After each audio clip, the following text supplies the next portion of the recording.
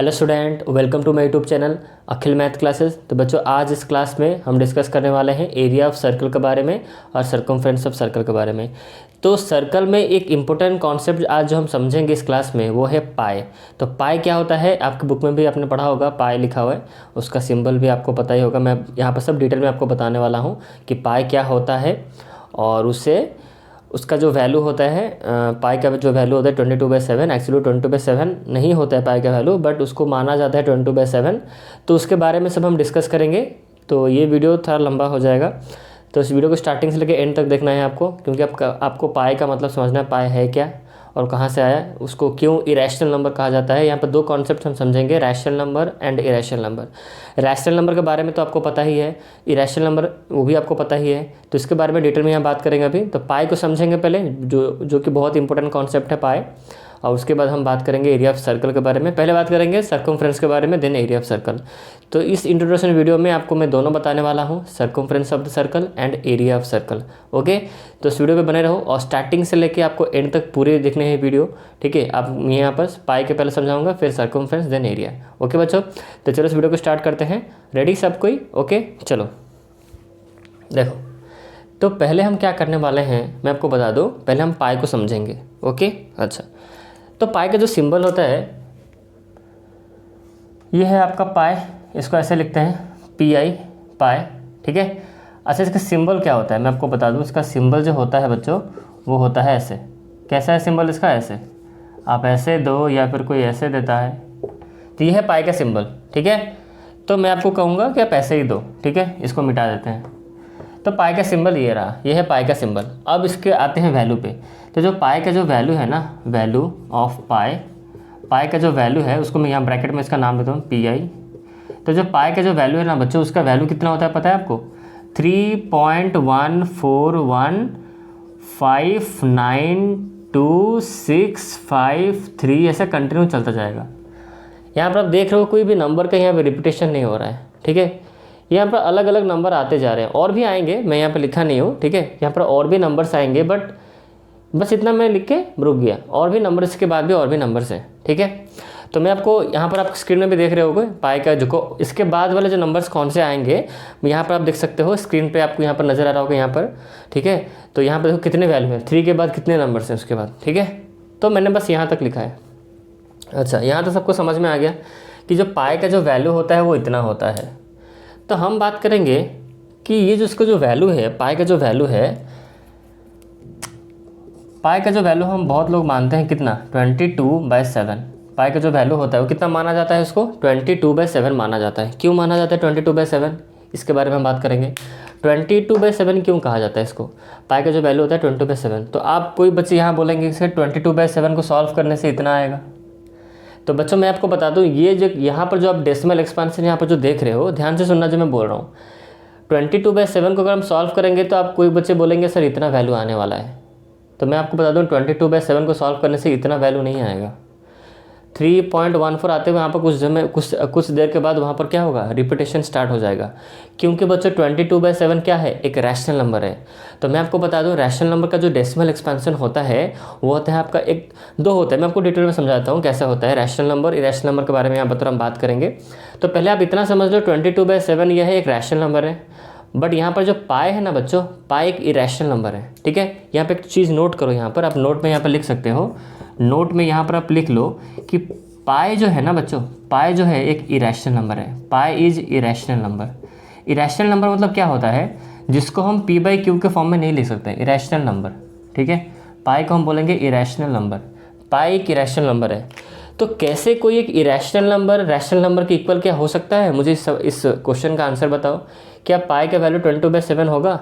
पाई तो एक irrational number है, मतलब इसको हम P/Q के फॉर्म में पाई को हम नहीं लिख सकते। ठीक है, बट यहाँ पर हमने माना है कि पाई इक्वल टू 22/7। ये सवाल कैसे हो गया, ये कैसे हो गया? इसका मतलब ऐसा लिखना ये गलत है।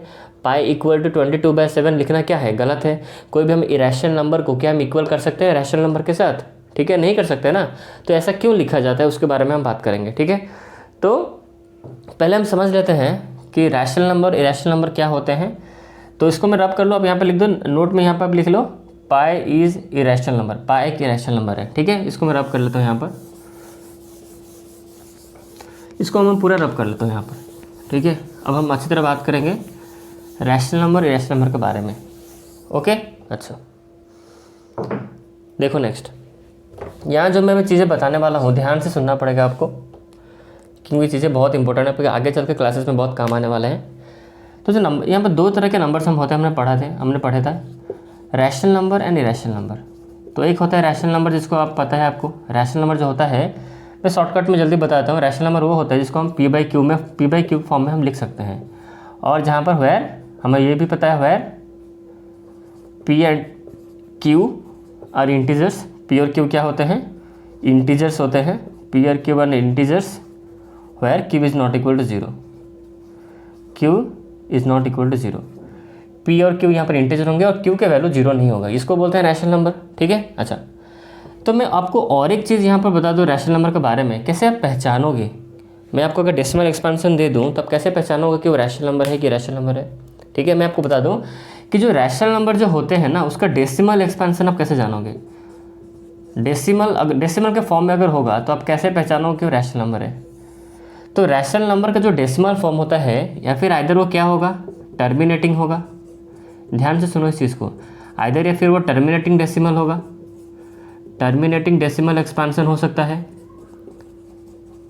ठीक है।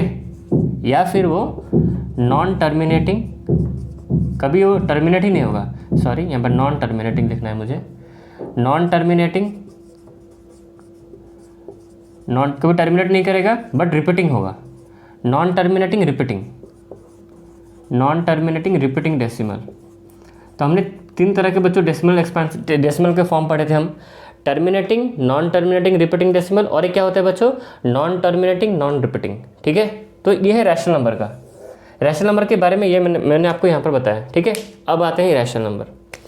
तो जो इरेशनल नंबर होते हैं ना बच्चों, वो जो होते हैं वो क्या होते हैं, इरेशनल नंबर। इरेशनल नंबर जो होते हैं ना, उसको हम p/q फॉर्म में नहीं लिख सकते हैं, ठीक है। उसका मैं डायरेक्ट डेसिमल फॉर्म बताता हूँ। डेसिमल फॉर्म आप डायरेक्ट देख लो। इरेशनल नंबर का जो डेसिमल फॉर्म होता है ना बच्चों, वो होता है नॉन टर्मिनेटिंग, नॉन टर्मिनेटिंग,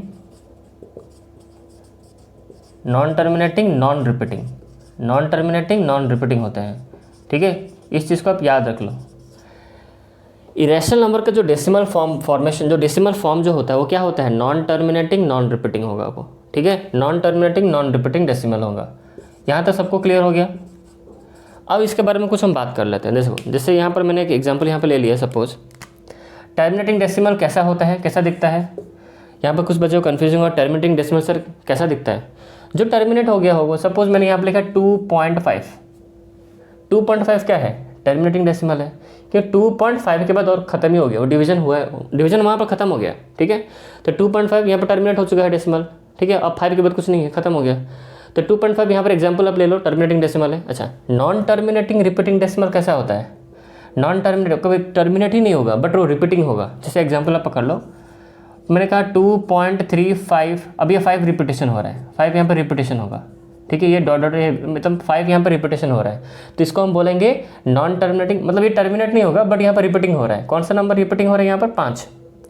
2.35 जो नंबर है ना यहाँ पर, वो रिपीटिंग कर रहा है, 5 5 5 5, ये कंटिन्यू चलता ही रहेगा, ये कभी टर्मिनेट ही नहीं होगा। इसीलिए इसका नाम क्या है, नॉन टर्मिनेटिंग। कभी वो टर्मिनेट ही नहीं होगा, मतलब वो ख़त्म ही नहीं होगा कभी, ठीक है। समझ में आ रहा है, नॉन टर्मिनेटिंग रिपीटिंग मतलब ये कभी टर्मिनेट ही नहीं होगा, ये डेसिमल से ऐसे एक्सपेंशन से चलता ही रहेगा। बट यहाँ पर है रिपीटिंग, मतलब कुछ नंबर यहाँ पर रिपीटेशन करेंगे, 5 5 5, ये है। तो इस तरह के जो फॉर्म होते हैं, ये सब रैशनल नंबर के अंदर हो जाएंगे, ठीक है। इस तरह के जितने सब डेसिमल एक्सपेंशन होंगे, या फिर टर्मिनेटिंग हो या फिर नॉन टर्मिनेटिंग रिपीटिंग हो, वो सब रैशनल नंबर के अंदर ही हो जाते हैं, ठीक है। अच्छा, और एक एग्जांपल ले लो, ऐसा नहीं कि सिर्फ एक ही नंबर यहाँ पर रिपीटिंग होगा। आप ऐसा एग्जांपल सपोज पकड़ लो, 12.53 53 53 53 53, ये डॉट डॉट ऐसे चलता रहेगा, 53 53। इसका मतलब यहाँ पर 2 नंबर रिपीटेशन हो रहे हैं, 53 53, ये 2 नंबर 53 53 यहाँ पर क्या हो रहा है, रिपीटिंग हो रहे हैं। तो ये भी बच्चों आपका रैशनल नंबर के अंदर में जाएगा, ठीक है। तो आप ऐसा समझ लो कि डेसिमल आप देख के आप बता सकते हो कि कौन सा रैशनल नंबर है, कौन सा इरेशनल नंबर है। यहाँ तक सबको कॉन्सेप्ट क्लियर हो रहा है कि आप कोई भी डेसिमल नंबर देख के बता सकते हो कि वो रैशनल नंबर है कि इरेशनल नंबर होगा, ठीक है। और यहाँ पर नॉन टर्मिनेटिंग का मैं आपको एग्जांपल दे दूँ, आप पाई का वैल्यू ले लो या फिर कोई और किसका वैल्यू ले लेता हूँ। सपोज मैंने यहाँ पर लिखा 0.727431 फिर से 5 आ गया, फिर से 8 आ गया, फिर 9 आ गया, फिर 1। यहाँ पर कुछ पैटर्न ही नहीं है बच्चों, यहाँ पर देखो कुछ पैटर्न ही नहीं है, बस ये रिपीटिंग होता रहेगा। सॉरी रिपीटिंग बोल रहा हूँ, मतलब ये चलता ही रहेगा, ये एक्सपेंशन यहाँ पर चलता ही रहेगा। देखो यहाँ पर कुछ भी रिपीटेशन आपको नजर आ रहा है, यहाँ पर कोई भी रिपीटेशन नहीं है, बट ये इसको बोलते हैं नॉन टर्मिनेटिंग, मतलब ये कभी टर्मिनेट ही नहीं होगा। और नॉन रिपीटिंग मतलब क्या, कोई भी नंबर यहाँ पर देखो रिपीटेशन नहीं हो रहा है। तो ये इस तरह के जो डेसिमल एक्सपेंशन होते हैं, they are comes under irrational number, तो वो इरेशनल नंबर के अंडर में जाते हैं। तो मुझे आप अच्छी तरह आप बता सकते हो, यहाँ तक आई थिंक आपको कॉन्सेप्ट पूरा क्लियर हो गया होगा। रैशनल नंबर का डेसिमल फॉर्म और इरेशनल नंबर का जो डेसिमल फॉर्म है उसको आपने अच्छी तरह यहाँ पर समझ लिया, ठीक है। तो अब मैं कोई भी यहाँ पर डेसिमल एक्सपेंशन दूंगा, आप वहाँ पर आसानी से बता सकते हो कि वो रैशनल नंबर होगा कि इरेशनल नंबर होगा, ठीक है। ऐसे आई थिंक आप समझ चुके हो, आप अच्छी तरह बता सकते हो। बस ये 2 चीज़ याद रखना, अगर रैशनल नंबर का जो डेसिमल फॉर्म वो होता है टर्मिनेटिंग डेसिमल होगा, या फिर ये होगा, या फिर नॉन टर्मिनेटिंग रिपीटिंग डेसिमल होगा, तो वो रैशनल नंबर के अंडर में जाएंगे। और इरेशनल नंबर तो बहुत ईजी है, वो नॉन टर्मिनेटिंग होगा और नॉन रिपीटिंग होगा, कभी वो ख़त्म ही नहीं होगा डेसिमल, तो उसको हम बोलेंगे इरेशनल नंबर। तो अब मुझे आप बताओ पाई का जो वैल्यू है वो क्या है, रैशनल नंबर है कि इरेशनल नंबर है। तो यहाँ पर आप पाई का वैल्यू, अगर मैंने आपको पाई का वैल्यू दिखाया था, कोई भी यहाँ पर नंबर रिपीटेशन कर रहा था, नहीं कर रहा था।